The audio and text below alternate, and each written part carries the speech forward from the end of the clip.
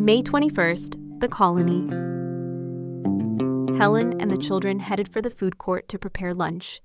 Nancy smiled at the retreating boys as they planned their menu. They were so cute, wanting to take over the lunch counter and start a restaurant. The task would keep them busy, at least for a while. At least it would delay their having to face reality for a while longer, but the two boys would have to deal with the fact soon enough that their lives would never be the same. None of their lives would ever be the same.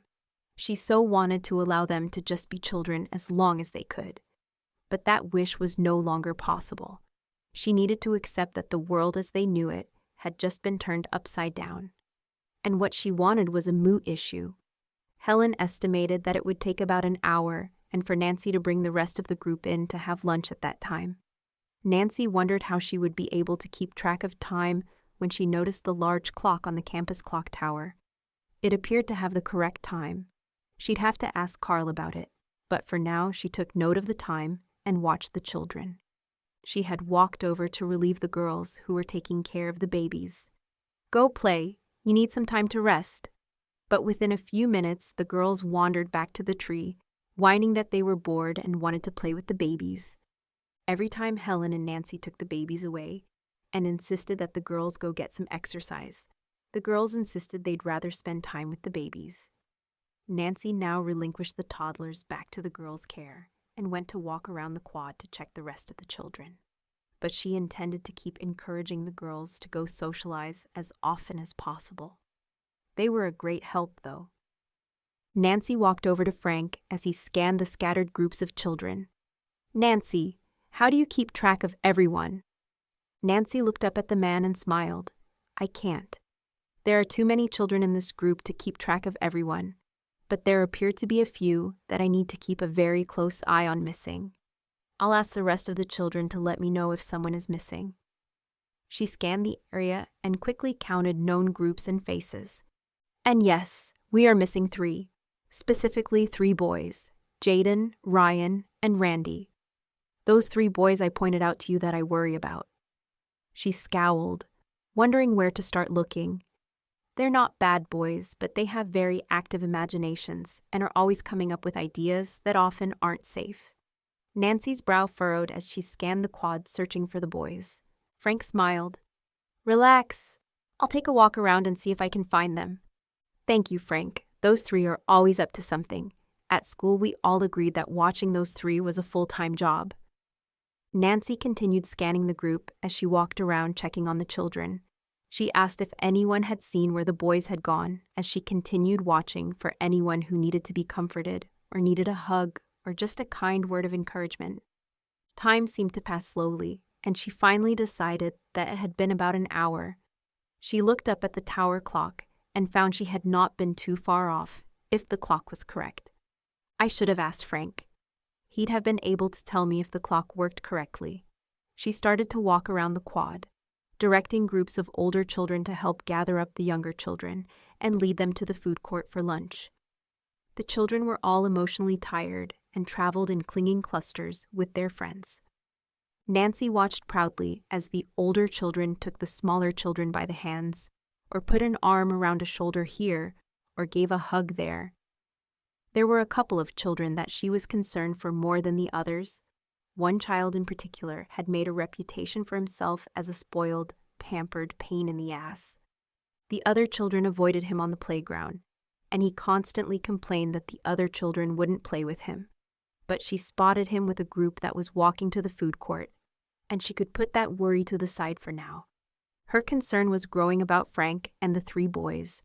Quite a bit of time had passed and still no sign of them. This incident pointed out just how important it was that the children had to be taught how to take care of themselves. "I'm going to have to lay down some strict rules. If Frank had not gone off to find the boys, there would be no way I could have." Carl was right. They needed to learn to survive. As hard as it was for her to let go, she had to. But how? How do you just stop protecting children left in your charge and let them learn about real life? They were supposed to grow into independence slowly, not be catapulted into adulthood overnight. This situation with the boys pointed out lesson number 1. Everyone had to stay together or let others know where they were going. She would have to come up with a system of rules and safety checks to ensure that everyone would stay safe. As Nancy herded the final groups back into the student union, she glanced down the main drive. Carl had said that he and Sam would be back around lunchtime. She hoped they were all right. She continued down the stairs with the children and into the food court, where she found the lunch counter stacked with 3 different kinds of sandwiches and a fresh pot of chicken noodle soup. There were pitchers of fresh chilled milk with a handwritten sign on a piece of cardboard announcing, "Real milk from real cows, not the stuff from a box from a store." The sign brought a great deal of discussion about what real milk tasted like and whether or not they would like it. One of the children tasted the milk and commented that it tasted better than store-bought milk. Another child frowned. "It's the same milk we had at breakfast." After the first child had given a positive review, more of the children followed his lead. Many of the children also gave positive comments about the milk, and the lunch continued on without any major issues. Helen came over to sit with Nancy and the toddler group. "I skimmed some of the cream off to make butter, whipped cream, and maybe ice cream later. If I had left all the cream on the milk, they would not have believed that it was what they call real milk. I'm sure that not one of these children has ever had raw whole milk until this morning." "Can't you get sick from raw milk?" Nancy asked. "Before modern agricultural practices, maybe. Our cows are very healthy, and I have complete trust in Carl to keep all the farm products safe," Helen answered. Frank walked in with the 3 boys in tow. They were looking very sheepish. Nancy looked at the boys and asked Frank, "What did they do?" The whole school had known these boys for 8 years, and they were always up to something.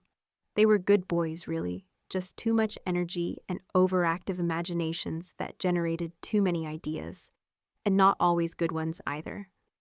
"Well," Frank started, "our young men here decided it would be a good idea to climb a very old ginkgo tree and try to get into a 2nd-story window of the chemistry building that they had clearly been told was off-limits." Nancy frowned at the boys, who were putting on their best contrite performance. "You can't fool me with that look. You 3 have just inspired me to establish the first major rule for this group. Now, when I start to make up the new rules, you 3 get the credit for the first one." "That's not fair," Ryan complained. "Oh, the cry of the downtrodden. Well, if you had gotten into trouble and needed help, how was I supposed to find you and come to your rescue?" Nancy stated. "And besides, everyone was told that certain buildings were off-limits, and that was one of the buildings that was very clearly listed as off-limits. You deliberately disobeyed a direct order." "No, we didn't, Mrs. Jackson," Jaden said. "We didn't get into the building." Nancy just leveled the look at the boy, who cast his eyes downward. "Your intent was clear. You intended to enter that building. You realize that there are substances in that building that can harm you." She paused. "We'll speak more about this later. Go eat lunch and do not leave my sight for the rest of the day. Understood?" The boys scowled at the floor and scuffed their feet. "All of you look me in the eye and repeat after me that you will not leave my sight," Nancy growled. They looked up and mumbled that they would stay within her sight and stay out of trouble. She shooed them away with her hands. "Go eat," she turned, grinding her teeth and mentally counting to 10. Most of the other students had not even stopped to look up at the commotion. They had seen these 3 in trouble repeatedly, and this at least was normal according to them. Helen asked, "How long will that last?" "Just as long as it takes until the next harebrained scheme pops into their heads," Nancy answered as she shook her head. "Those 3 are always in the principal's office." She barked a laugh. "Ha! The 3 musketeers." We would have more laughs about their antics at lunch. There has been an ongoing bet as to which one might actually survive to adulthood. A routine was already starting to be established. Food was served, and the group fed efficiently. Nancy noted that most of the children only ate about half of the sandwich they were served. She made a note to tell Helen and the boys to cut all the sandwiches in half in the future. She was starting to worry about where the next meal would come from and how the children were to be fed in the future. Where would they get the food? Suddenly, there was a very loud male voice from the stairwell. "All hands on deck. We have supplies to unload and some surprises," Carl shouted. An excited buzz quickly spread through the children about what the surprise could be. Helen and Nancy tried to get the children to tidy up, catching some on the run and some just getting out of their seats. The women gathered up the babies and toddlers as the girls excitedly asked to go see the surprise. Nancy smiled and nodded, happy to see the girls follow the rest of the children up to exit at the stairway. Sam stood in front of the bus door with a self-satisfied smile, and Cindy in her arms.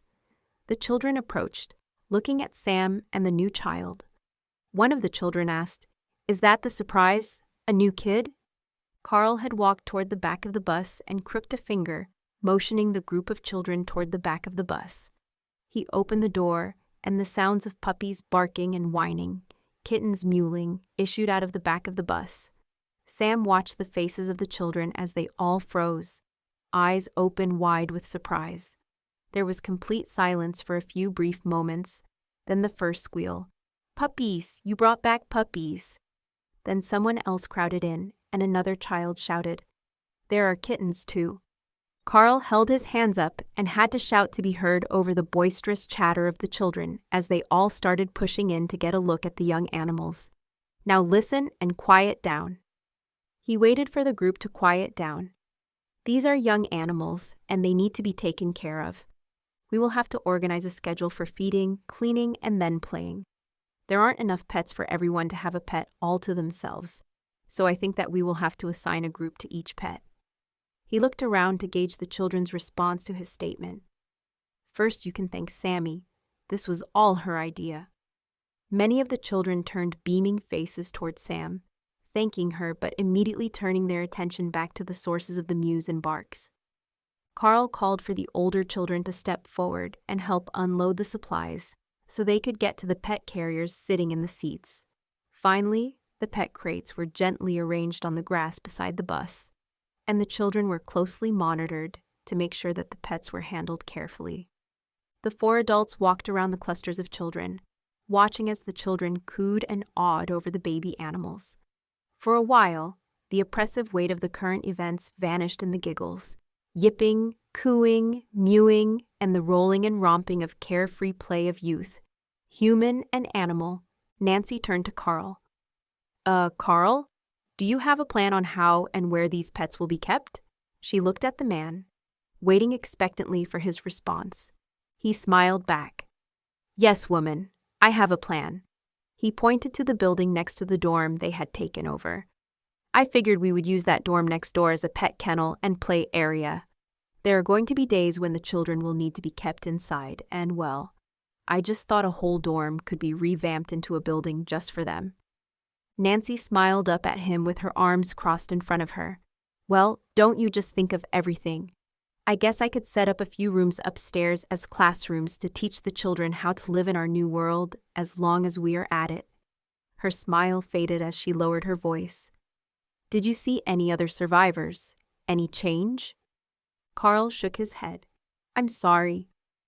Nancy looked away and stared sadly at the children. Carl put a comforting arm around her shoulders. He waited to see if she would pull away from him. He was very aware of that Mrs. attached to her name, but he was also surprised at how quickly he was becoming attracted to this brave lady. He let out a relieved breath as she leaned into him and accepted the friendly gesture. They stood and watched the children play with the small animals for a while longer, letting this time stretch on as long as they could. Sam elbowed Frank and smiled as she tipped her chin in the direction of their friend and Mrs. Jackson, and they shared a knowing smile as they watched the two standing together. Frank gave Sam a knowing wink and walked over to Carl. "Well, what did you have in mind, my friend?" Frank asked. Carl reluctantly removed his arm from around Nancy's shoulders and laid out his plan to Nancy and Frank. "If we take the rooms at the far end nearest the supply closet and a bathroom, we can create a puppy room, a kitten room, and then a room for the rabbits, hamsters, and guinea pigs. We'll have to renovate a room just for the ferrets. You go in and direct the children into the specific rooms for each pet, and divide the children as they come in. Nancy, if you would help direct children as I call out instructions." Nancy smiled and nodded as she turned to watch the children. In his booming voice, Carl announced, "I want everyone's attention, front and center." He paused, waiting for the children to turn his way. Nancy walked around directing groups to turn and listen to Carl. Once everyone appeared to be listening, he continued. Everyone with a puppy will take the puppy and their crate into the first room in that dorm. He pointed to the building he expected everyone to go to. Frank will show you which room to take your puppy into. He waited while everyone with puppies collected the pets and equipment and proceeded to the building. Now, everyone with kittens in the crates, follow the puppies but go into the next room Frank directs you to. Carl watched as children and animals filed toward the building. Now, everyone with a ferret, I want you to go into the next room. And everyone else goes into the next room Frank tells you to go to. Whatever you do, do not put the ferrets in the same room as the rabbits, hamsters, and guinea pigs. A little girl cuddling a hamster asked, Why shouldn't we put the ferrets in with the bunnies, hamsters, and guinea pigs, Mr. Carl? Carl looked at the little girl and considered how graphic to get, then decided to be blunt. Because the ferrets might eat them. The little girl hugged the hamster tighter and looked up at Carl, her eyes wide with horror, and took a step back. Really, she squeaked. She glared at the children playing with the ferrets. That's gross, she exclaimed. Carl frowned and nodded his head. That's nature, he told the little girl. I'd advise that you small pet people keep your pet room door shut at all times. And I'll instruct the ferret group to keep their door shut at all times as well. Carl chuckled as the indignant little girl stormed off to share her information with her fellows. Carl turned to comment to Nancy. Now the children will have to be taught to clean and care for the animals. And the chores come before the play. The large common area will make a great play area for the little ones to play with the puppies and kittens. We'll have to keep the ferrets locked up and separated from the small animals, though. But I think the best thing to do with the small animals is to assign separate rooms for the children to play with them. Helen joined the men. We can stock the other rooms with games and toys for the children to play with during inclement weather. We've brought back some things for the children. If there isn't enough, we can go back to that big store and bring back another load of games and toys. I love playing Santa Claus, Carl finished with a very broad smile. Well, I guess you have thought this through, Frank replied. We'll get the children to bed down their pets in these rooms. Have you two had lunch? Yeah, we grabbed some peanut butter and jelly sandwiches and fed us and the little girl, Carl answered. Right now, we need to get all this stuff unloaded. I'd love a cup of coffee, and I want to watch these kids have some fun. What I'm really concerned with is getting back to that store and securing as much of the food as we can. The solar backup refrigerators are working fine so far, but the perishables will start to go bad in a couple of days. If I can rig that system to be dedicated to just the freezers, we should be able to save most of that food to help us get through this winter. Frank was nodding as he listened. We could set up the campus food service freezers to operate full-time on our solar backup systems as well. The food court is operating full-time on the emergency backup system, and so far it's holding up fine. With some adaptations, we should be able to get the most important systems on campus to run full-time, Frank said. More squeals issued from the back of the bus as the children discovered the carts full of toys. Sam suggested they get more stuffed animals and other toys for the children as long as they had the room to shove a few more carts onto the bus. The children were kept busy for the next couple of hours, unloading, organizing, and playing with pets and toys. They all had ideas as to how the new dorm should be arranged and how the rooms should be utilized.